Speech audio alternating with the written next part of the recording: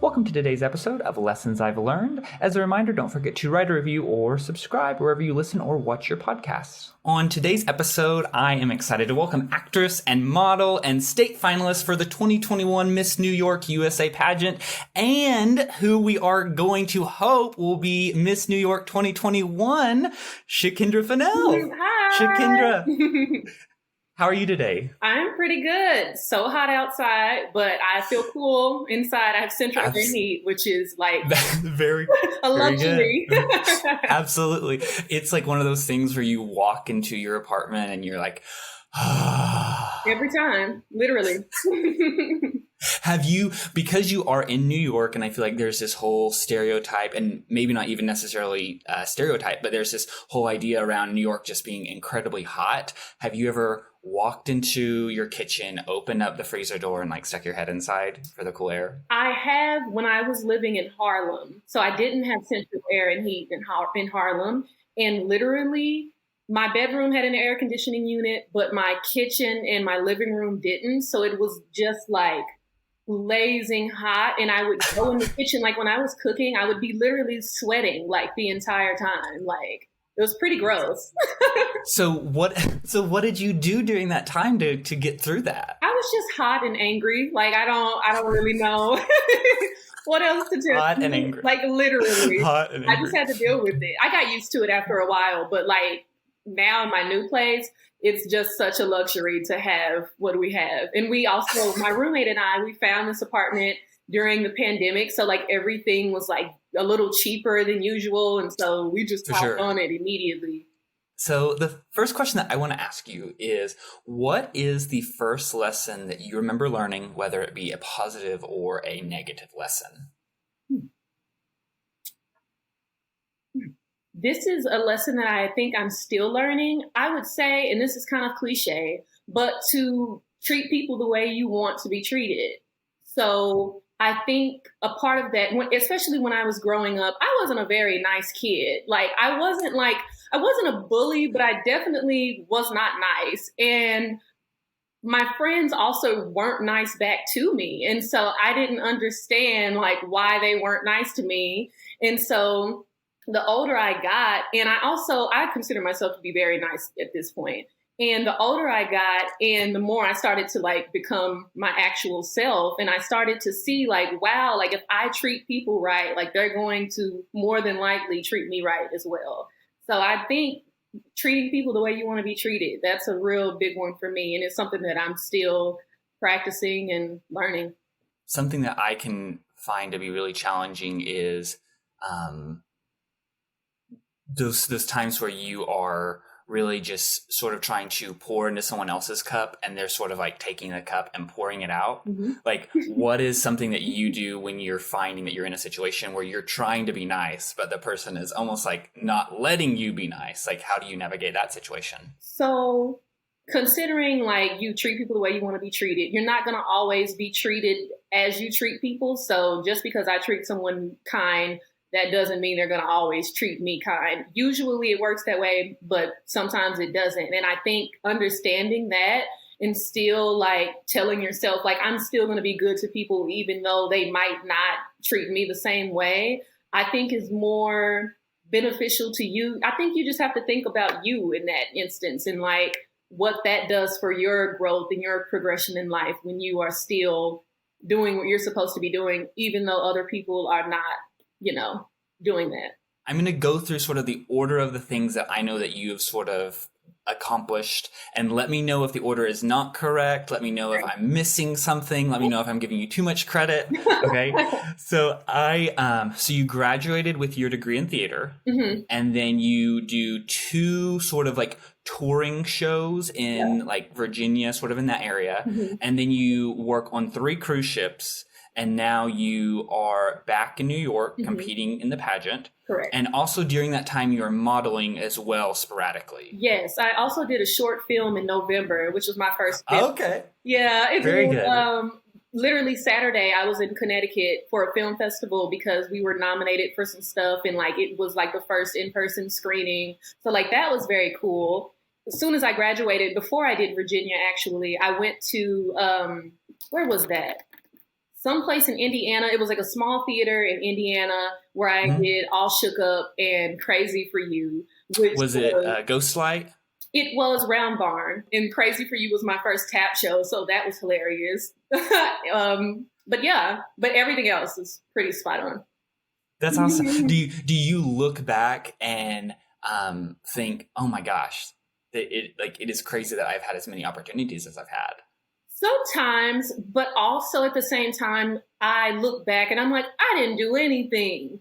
I did do things, but like sometimes I think that I'm not doing enough, or I have started comparing myself to like everyone else's progression. So like I really love to work. So that was great, but I just feel like I could have been doing so much more. What is something that you've done that that you really cherish? Like, is there a specific thing that you've done so far that you're like, this is so cool and I can't even believe that I got to do it? So I would say the film, but I think my last cruise contract, because I was a captain, a show captain, I think that was probably like, wow. I love like being a leader, and like when I was in high school and stuff, like I was like the cheer captain, stuff like that. So I love being in charge. And so the fact that they thought like that I was good enough to take care of all of these people while they were away in America, it was a great experience. And I had a lovely cast. Like I didn't have any issues. Like it was great. You had said when you were back in high school, were you originally planning to sort of go the route that you've gone? Have you always wanted to get into performing, or what was sort of that thing that got you down that track? I think in high school, it was just like, I just want to be a singer. Like I have no other interest in anything else. I was very, very smart though. So I would always think like, oh, maybe I could be a psychologist, or no, never mind, I'll be a teacher. But I would always come back to music. And I took like the talent shows very seriously. Like I was like one of those kids. And so it was always, I want to be a singer. But then when I went to UCO, and I kind of didn't know anything about like different programs or whatever. Mm-hmm. But I went to UCO and I went to see a musical actually. And I was like, oh my gosh, like I can do this. Are you kidding me? And I was like, you know what? I already know how to sing though. So what if I just focused on the acting? And that's why I had decided to just do acting. But I mean, I could still take voice lessons and do all the things. Like I'm not just the best singer in the world, but I knew that like what I really needed to work on when I was watching the show, what I knew I needed to work on was acting. Because I was like, I know how to dance. I know how to sing. I'll take some little classes. Let me just focus on acting. So it was just, yeah, in high school, it was definitely, I was all about being a performer. Like I've never thought about doing anything else. What was your best talent show act that you've done in any talent show you've competed in? So this was it was either 11th or 12th grade, and me and my friends did Bills, Bills, Bills by Destiny's Child. It was obviously Beyonce, and it was great. But I think that, and honestly, everyone from high school still remembers that, like, it was pretty iconic. Like, I'm not even kidding. And I don't talk myself up a lot, but that was pretty great. Like, I'm not even... Well, I actually have footage from it right now. I really wish that I did. And I keep asking people and, like, asking, like, my high school friends, like, their moms, if they have footage. And, like, no one can find it. It was so good, though. Like, I can't even lie. That's awesome.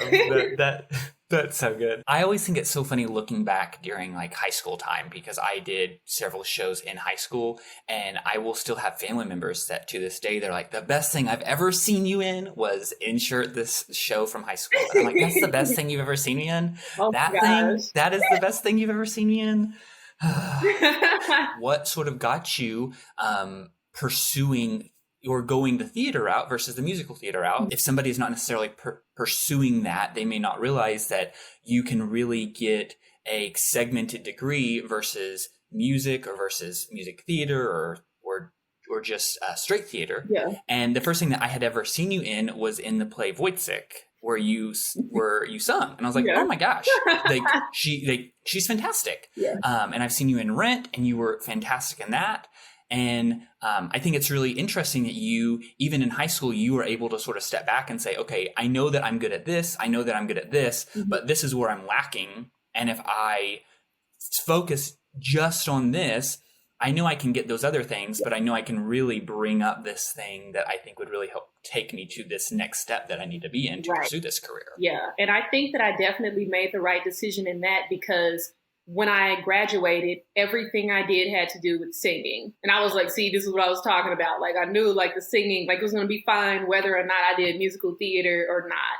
And so all of my jobs have been geared around singing lately. And I think that singing is still I'm still a stronger singer than I am actor. And so even now I'm like, I need to be in acting classes. I need to be like figuring out how to get better. Because even with that degree, I still think that I sing better than I can act. So I'm just trying to navigate that at this point, because what I do want to be doing is like, I do want to be doing straight plays and I do want to be doing film. So I'm just trying to still figure all of that out. But as long as I'm able to sing, people are going to keep asking me to sing. So absolutely. Glad I have it.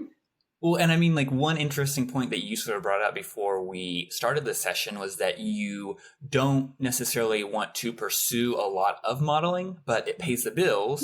And if you're going to get a check, you're going to get a check, and that's going to help to sort of carry you on to the things that you really want to do. Yeah, and I tell people that all the time, like even with doing the cruise ships, which I loved, but at the same time, even after the second ship, I was like, okay, this is great. I have to be on land acting. Like, I can't keep just doing this, even though it was so great. And like, honestly, I grew as a singer doing that as well. But at the same time, what I did was I took all of that, like all of the money I made on a cruise ship, I saved it all, and I came back and I started auditioning for other stuff. And I was like, okay, well, I guess I'll go back, make some more money, save it, come back. And then that's also how I was able to like sustain myself throughout the pandemic, was doing ships. So I tell people all the time, like, sometimes you have to do something you don't really want to do to get to do what you really want to do. Absolutely. And you can still have a good time doing it, because I had a great time singing. Did you, going into this career, did you have any idea how strategic that you would have to be at times? Because it really does sort of sound like you're like, okay, I'm at point A. What does it take to get to point B, to then to get to point C, to get to point D? Like, did you have any idea that was part of this? I did, because even though that's how the industry is, that's also how real life is. And I've always been, even as a kid, like I've always been like super smart and super on it, super independent like that.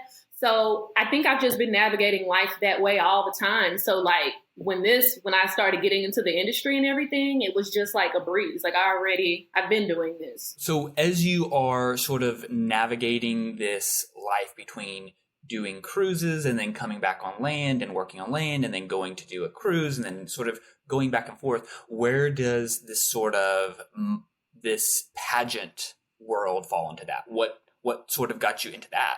So when the pandemic first began, I went back to Oklahoma for a little bit and stayed with one of my friends. And then I came back because I was bored.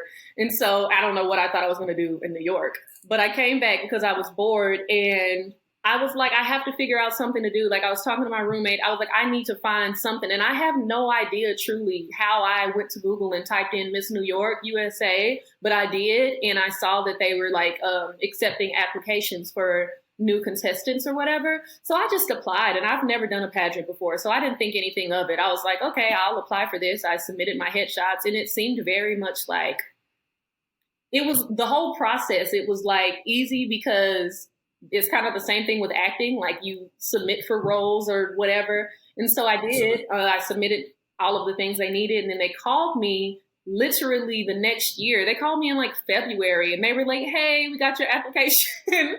And they were like, we would like to interview you to see if you could be a part of the pageant. And I was like, okay. And so the next week they interviewed me, and the next week they told me that I was a finalist in the competition. So that's how that happened. That's fantastic. That's awesome. Random. At that time during that year, were you thinking about, oh, I wonder if they're going to accept me? Or was it sort of like you submitted and then you forgot about it? I submitted and forgot about it. Kind of like with acting, like I did like 2 auditions yesterday, and I kind of forgot that I did them. Like I literally, once it's out there, and whatever happens, happens. And I typically don't think anything of it until we're talking about like callbacks or something. So since that's not the process with the pageant, I was just like, well, there that is. If I hear from them, cool. If I don't, okay. And so will you explain sort of what does it mean to be a finalist, and then is the finalist the people that are going to for sure be competing in the pageant? How does that sort of timeline work? So basically we apply and they start calling people for interviews. They call all of the contestants that apply, or I think that they call people that they're interested in. They either call them all or call the people they're interested in. So they call and we have the phone interview, and then they tell us that we are state finalists with me, which means that we can compete in the pageant. And so basically not everyone gets accepted into the pageant. They choose who they want to compete. And then once we get there, we'll have like prelims in the finals. Well, we'll have interview, prelims, and finals. And then that's how they choose Miss New York. I was looking at your post that you did when you announced that you were a finalist, and I love the caption, so I'm going to read it because then it sort of goes into my next question. You said, I'm Chakendra, and I'm an official state finalist in the 2021 Miss New York USA pageant. Did I really just say that? For me, this journey is all about redefining my beauty and loving every part of me like never before. It's about believing in everything that I am again. How many people suffer from imposter syndrome, self-doubt, crippling insecurities? I'm right there with you, but on this journey, we're stepping out of that. I hope you're along for the ride. And I love that caption. It is vulnerable, but it's also strong at the same time. Yeah. And so in a business where I think it's so easy for imposter syndrome and doubt to creep in, how do you combat that?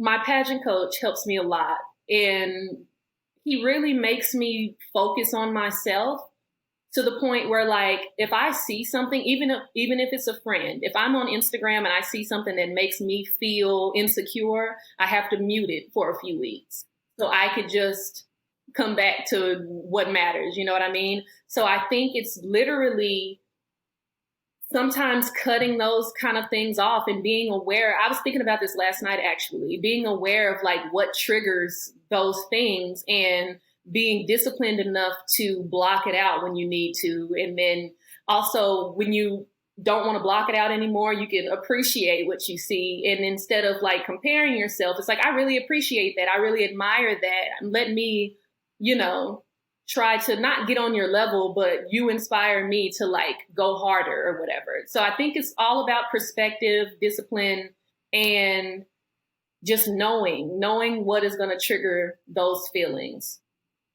Absolutely. Yeah. Do you find there are times where I find when I'm struggling with imposter syndrome that almost the more aware I become about myself, that negative voice also becomes aware? Yeah. If that makes sense. Mm-hmm. Yeah, I think. Do you ever find that as you're learning more about yourself, it also can sometimes also be more difficult to quiet that voice? Yes. And I think that in this process, like in this journey, I've been learning more about myself. I don't think that I didn't know myself before this journey, but there are little things that like, I feel like I'm like kind of face to face with my insecurities or like all types of things. I'm just really face to face with them in this journey because like they kind of have to be on the forefront. And if they're not, and if you're not comfortable, I had to become comfortable with my insecurities as well. So if I'm Absolutely. not comfortable with those, people are going to tell, and then you're not going to do well. And I like to do well. So if I can just see them, accept them, and learn how to live with them, I can do anything I'm supposed to do, or I want to do. Of course. Yeah. Do you find, because there were lots of times where I would audition for shows or I would be in shows and I would hear no, or I wouldn't do well. And it's like, okay, that's just part of it. Mm-hmm. And then it's like, I've now transitioned to really pursuing this video stuff and this sort of creating high quality content. I'm really trying to pursue that as a career now. There are times where I'll face something and all this doubt and insecurity will come back. And I'm like, I thought I already dealt with you when I was doing this acting stuff. And now here I am. And it's like, no. Like, Like, do you find that you'll open a door one day and you'll be like, I thought I dealt with this? Yes. Just like with anything else in life, healing and all of that stuff is really an uphill battle. It's never going to be well, actually, it's like this. Everything, like one day you might be good, the next day it's like, oh no, I'm crying about something that I was just over. But I think that like that's just a part of the journey. Like even so, for example, in the pandemic, I had some like really weird issues with my skin, and I never had problems with my skin. And once I got with a dermatologist, like she started to help me out, and it's much better now. But looking at the pictures, like one day my skin will look great. 2 weeks later, my skin will look awful. And then it's really, really great. And then it's awful. And then it's really great. And it's great for a while. And I think that like stuff like that, it happens with anything that we're trying to do. Like one day you might be good and the next day you might not. But I think that with knowing that, every time it's not so good, it's not going to be as bad as the last time because you know how to deal with it now. Like, you know, I know what to do. If I see like a pore congested, I know exactly. I have things in my bathroom right now that I know is going to help it. And it might the pimple might still surface, but it's not going to leave scarring like it would 2 weeks ago because I know how to handle it now. So, yeah. It's like, it's not necessarily aiming for perfection. It's aiming for this realization that you now have the tools to overcome this obstacle. Absolutely. Yeah. For sure. Do you have any dreams or things that you just can't let go of, but you also have this voice of doubt that you're like, oh, if I had this opportunity, that would be terrifying? Like, what is something that you would love to do that if the opportunity opened itself to you, you couldn't help but say yes to it, but at the same time you would be terrified of, I don't even know how I'm going to get through this, but I know I want to do it. Do you have anything like that? Maybe the pageant. Yeah. Because with it coming up, I'm like, oh no, it's really happening. But I also know me, like once I'm on stage, everything is fine. It's really it's that backstage moment. It's the preparation with like everybody around you. It's like all of this that's a little weird. But I think, honestly, I can say the pageant for sure. Like, I'm very excited for it to come, but I know that I'm going to be so nervous. So I'm also like prepping myself for those nerves. And I get really bad nerves. Like, I'll shake, like my voice will tremble. It's awful. But I think that, so knowing that also, that's why I'm trying to prepare so much so I don't have to like deal with it to that extent. Like, I don't want to be backstage shaking. So I already know what I need to do to not do that. And that's just a part of my preparation now. So I would say the pageant. It is one of those things where the circumstance itself is going to be a little nerve-wracking. So you want to make sure the only nerves you're having are from the excitement of it about to happen, not like, oh, is this ready? Is this ready? Is this ready? Like, with you also being passionate about performing and acting, what are you learning from the pageant that you're also able to take into your performances or take into the auditions? Like, are there things that you're learning? Yes, I'm learning to be fearless. And these are things, what I'm about to say are things that I already thought that I had that I obviously don't because I'm struggling with them now. So I've learned to be fearless in who I am and what I have to offer. And in that, I have to learn how to be confident. I'm learning how to be vulnerable, especially that. And vulnerability is I think that's why I don't struggle with acting, but I think that that's why it takes me so long to like get into it when I'm acting, because I'm not a very vulnerable person. And it takes a lot for me to get there. So with this pageant, it's literally like tearing down all of these walls that I have. And I think that, and I saw it in a self-tape that I had to do the other day. And I was like, wow, that was really good. I wouldn't have been able to do that probably without this pageant journey. So I would say that vulnerability that I am learning is probably the biggest thing I'm going to take into my acting. It's really interesting that you say that, because I feel, and I mean, I think even I have been guilty of this before, where you look at a pageant and you just sort of see like the surface level things. But I'm sure for the people that are competing in the pageant, they are having so many conversations with themselves and with other people, and they're having to do so much self-work to get to that point where they're going to put themselves in front of all these people. Correct. And I think for me, I love being on stage, but to me, that doesn't feel vulnerable. This feels vulnerable. The two of us having a one-on-one, like I'm nervous now, but like, it's all right. But I think that if we were in person and it was like 500 of you, I would have been totally fine. And I have no idea why I'm that way. But I think that getting over this is also going to help me on a broader spectrum, because at that point, if I can talk to one person, of course I can talk to 500, or of course I can perform and be vulnerable in front of all of these people. So it's just about balance at this point. Absolutely. Yeah. So I know that you sort of touched on what you are learning right now, it seems like, with this pageant and everything that's happening. And so I'm not going to end with the typical question that I usually end with of what's something that you're learning about right now, because it seems like you have already sort of covered that. Yeah. But a question that I would like to ask as we're sort of closing this all out here is, what is some advice that you would give to somebody who is like, oh, the path that Chakendra has taken, I love that path that she's done. I know every path is unique for every person, right. But if somebody saw some similarities of what you've done with what they want to do, what's some advice that you'd give? You have to be okay with being told no. And you have to also understand that you were told no for a reason. And it's not that you're not good enough or that you need to do more. And I mean, you could always do more. But those no's always lead you to the right yes. So there are going to be things that you audition for and you're going to be told no, but then you're going to get the yes and be like, oh, I see why I was told no now, because I had to be available for this. Everything really works like that in life. And so keeping that in mind and not being so discouraged when you're told no, I think is probably the biggest thing that I could tell another person. Chakendra, thank you so much for meeting with me today. I know that today is July 26th. And what day is the pageant? The interview is August 18th. Okay, so it's coming up. It's coming up.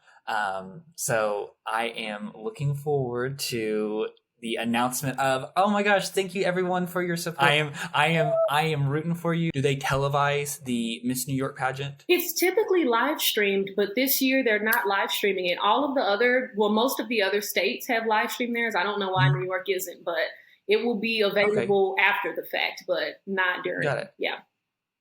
Well, thank you so much again for joining me. If anyone wants to reach out or connect with you, they can on Instagram and Facebook by looking up Chakendra Fennell. The handle is CHAKENDRAFENNELL. 2 N's and 2 L's, correct? Yeah. Perfect. Well, Chakendra, thank you so much again. And I look forward to the pageant and seeing how you do. Thank you. Thank you for having me. Absolutely. Thank you so much, Chakendra.